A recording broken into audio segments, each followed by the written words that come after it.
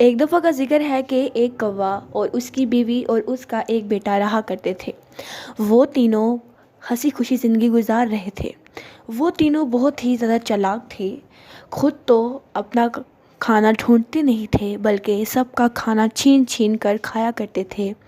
سب اس سے بہت ہی زیادہ پریشان تھے کہ یہ ہمارا کھانا کھا جاتا ہے، ہمارے بچے بھوکے رہتے ہیں، مگر ان کو کوئی پرواہ نہ تھی اور اپنا کھانا بالکل بھی تلاش نہیں کرتے تھے، کوئی بھی دن نہیں کرتے تھے، دوسروں کا کھانا کھایا کرتے تھے۔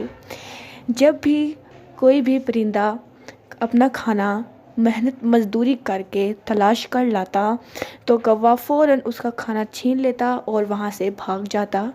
سب پرندے بہت ہی زیادہ پریشان تھے اور وہ ایک رحم دل چڑیا کے پاس ایک دفعہ گئے اور اس سے کہا کہ چڑیا، ہم کیا کریں؟ ہمارے پاس تو اب کھانے کے لیے کچھ بھی نہیں ہے۔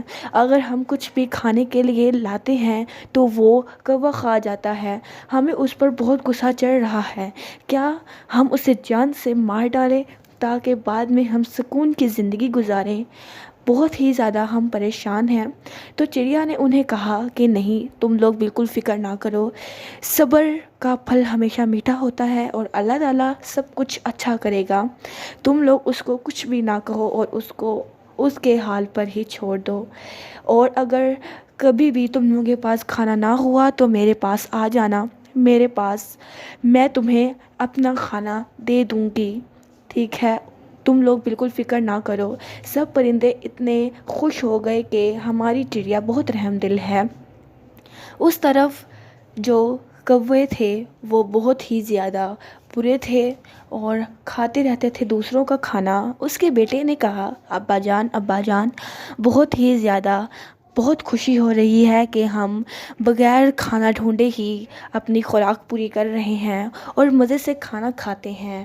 شکر ہے کہ ہم کھانا ڈھونڈتے نہیں۔ جب پہلے میں کھانا ڈھونڈتا تھا تو بہت ہی زیادہ مجھے مشقت کرنی پڑتی تھی، مگر اب تو مشقت کا نام و نشان بھی نہیں ہے۔ میں تو بہت خوش ہوں ابا جان، آپ نے یہ بہت ہی اچھا طریقہ ڈھونڈا ہے ہم سب کو خوش رکھنے کا۔ آپ کا بہت بہت شکریہ، آپ بہت زیادہ اچھے ہیں، ہم بہت طاقتور ہیں اس وجہ سے۔ ایک دن مرغی چیل کے پاس گئی اور اس سے کہا کہ مجھے کچھ دانے دے دو۔ چیل مرغی کے باپ سے لڑائی کرتی تھی لیکن مرغی کو نہیں پتہ تھا، اس نے زہر ملا کر اس کو دانہ دے دیا۔ مرغی کو پتہ نہیں تھا اور مرغی وہاں سے چلی گئی۔ وہ جا رہی تھی راستے میں کہ اچانک سے وہاں ایک کوی آ گئی۔ اس نے فوراً وہ دانہ لیا اور وہ وہاں سے بھاگ گئی۔ مرغی کو بہت ہی زیادہ غصہ آیا کہ وہ اس کے پیچھے جائے، مگر اس کو چڑیا کی بات یاد آ گئی کہ صبر کا پھل میٹھا ہوتا ہے۔ گھر جا کر کوا وہاں پر موجود نہیں تھا۔ کوی اور اس کے بیٹے نے کھانا کھایا، بہت ہی لذیذ کھانا کھایا انہوں نے، ان کو بہت زیادہ اچھا لگا وہ کھانا، اور وہ آرام سے، ان کو بہت گہری نیند آئی اور وہ گہری نیند میں سو گئے، بہت ہی زیادہ گہری نیند میں کہ وہ اٹھے ہی نہیں کبھی۔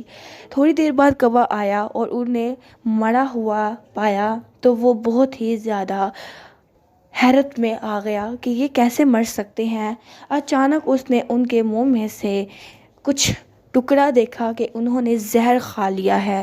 وہ بہت ہی زیادہ رویا، لیکن اب رونے کا تو کوئی فائدہ ہی نہیں تھا۔ اس نے سوچا کہ اب میں سب پرندوں کو جا کر بتا دیتا ہوں کہ میری بیوی مر چکی ہے تاکہ وہ اس کے جنازے پر آ سکے، مگر اس کو یہ بھی یقین تھا کہ کوئی بھی اس کے جنازے پر نہیں آئے گا کیونکہ ہم نے ان کو بہت تنگ کیا ہے، مگر وہ پھر بھی گیا۔